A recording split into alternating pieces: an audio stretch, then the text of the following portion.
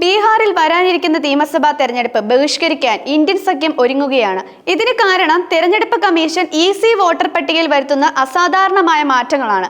Special intensive revision എന്ന പേരിലുള്ള ഈ നടപടികൾ നിയമവിരുദ്ധവും ഭരണഘടനാ വിരുദ്ധവുമാണെന്ന് സഖ്യം ആരോപിക്കുന്നു. മറിച്ച് രാജ്യത്തിന്റെ ജനാധിപത്യ പ്രക്രിയയെയും പൗരന്റെ അടിസ്ഥാന അവകാശങ്ങളെയും ചോദ്യം ചെയ്യുന്ന ഗുരുതരമായ നീക്കമാണിത്. കഴിഞ്ഞ മാസം മുതലാണ് ബീഹാറിൽ വോട്ടർ പട്ടികയിൽ പ്രത്യേക തീവ്ര പരിഷ്കരണത്തിന് തെരഞ്ഞെടുപ്പ് കമ്മീഷൻ തുടക്കമിട്ടത്.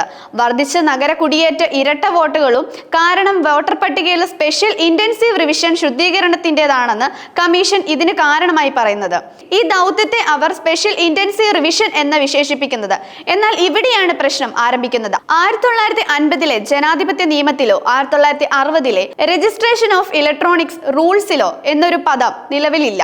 സ്പെഷ്യൽ റിവിഷൻ എന്ന ഇന്റൻസീവ് റിവിഷൻ എന്നും നിയമങ്ങളെ പരാമർശിക്കുന്നുണ്ടെങ്കിലും ഈ രണ്ട് വാക്കുകളും കൂട്ടിച്ചേർത്ത് ഒരു പുതിയ ദൗത്യത്തിന് തിരഞ്ഞെടുപ്പ് കമ്മീഷൻ രൂപം നൽകിയിരിക്കുകയാണ്.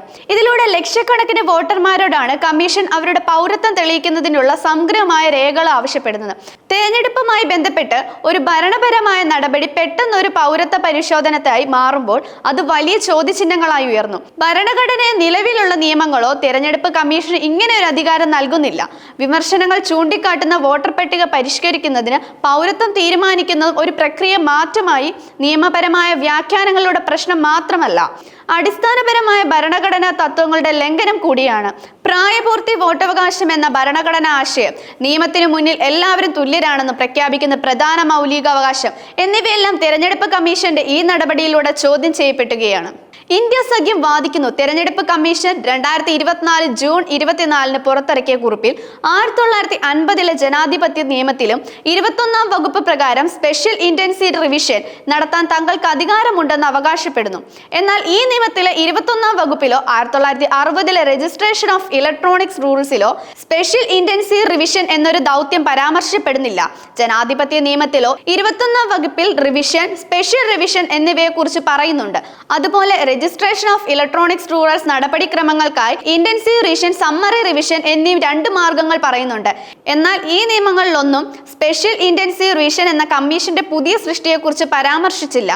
നിയമപരമായ അടിത്തറയില്ലാത്ത ഈ നടപടി ആശയങ്ങൾക്ക് വഴിവെക്കുന്നു. ബീഹാർ വോട്ടർ പട്ടികയിലെ ഈ പ്രത്യേക തീവ്ര പരിഷ്കരണത്തെക്കുറിച്ചുള്ള അവ്യക്തതകൾക്കും ആശയങ്ങൾക്കും വ്യക്തമായ മറുപടി നൽകാൻ തെരഞ്ഞെടുപ്പ് കമ്മീഷന് കഴിയുന്നില്ലെങ്കിൽ അത് രാജ്യത്തിന്റെ ഭരണഘടനയ്ക്കും ജനാധിപത്യത്തിനും ഗുരുതരമായ ഭീഷണി ഉയർത്തും.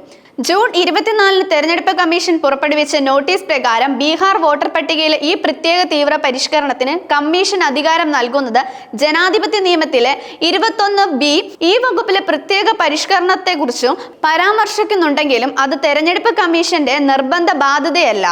വേണമെങ്കിൽ ചെയ്യാം എന്നുള്ളൊരു വിവേചന അധികാരമാണ് ഈ വകുപ്പ് കമ്മീഷൻ നൽകുന്നത്. എന്നാൽ 21-ാം വകുപ്പിൽ മറ്റൊരിടത്തും വോട്ടർ പട്ടികയിലെ പ്രത്യേക പരിഷ്കരണത്തെക്കുറിച്ച് പരാമർശിച്ചില്ല. തിരഞ്ഞെടുപ്പുകൾക്ക് മുന്നോടിയായി വോട്ടർ പട്ടികയിൽ ഉണ്ടാകേണ്ട പതിവ് പരിഷ്കാരത്തെക്കുറിച്ചാണ് 21 വകുപ്പിൽ മറ്റിടങ്ങളിൽ പറയുന്നത്. അതാണെങ്കിൽ തിരഞ്ഞെടുപ്പ് കമ്മീഷന്റെ നിർബന്ധ ബാധ്യതയുമാണ്. ഇവിടെയാണ് തിരഞ്ഞെടുപ്പ് കമ്മീഷന്റെ നിലപാട് വലിയൊരു മാറ്റം കാണുന്നത്. ജൂൺ 30 കുറിപ്പിൽ ജനാധിപത്യ നിയമത്തിലെ 21B വകുപ്പ് പ്രകാരം രജിസ്ട്രേഷൻ ഓഫ് ഇലക്ട്രോണിക്സ് റൂൾസ് പ്രകാരവുമാണ് ബീഹാർ വോട്ടർ പട്ടികയിലെ ഈ പ്രത്യേക തീവ്ര പരിഷ്കരണം നടത്തുന്നത്. തിരഞ്ഞെടുപ്പ് കമ്മീഷൻ ചൂണ്ടിക്കാട്ടുന്ന 21B വകുപ്പ് പ്രകാരം തിരഞ്ഞെടുപ്പ് കമ്മീഷനുള്ള വോട്ടർ പട്ടികയിൽ പതിവ് പരിഷ്കരണത്തിനുള്ള നിർബന്ധ ഉത്തരവാദിത്തമാണ്. ജൂൺ 24 നിന്ന് 30 എത്തിയപ്പോൾ തെരഞ്ഞെടുപ്പ് കമ്മീഷന്റെ നിലപാട് മാറ്റിയതായി ഇവിടെ വ്യക്തമാണ്.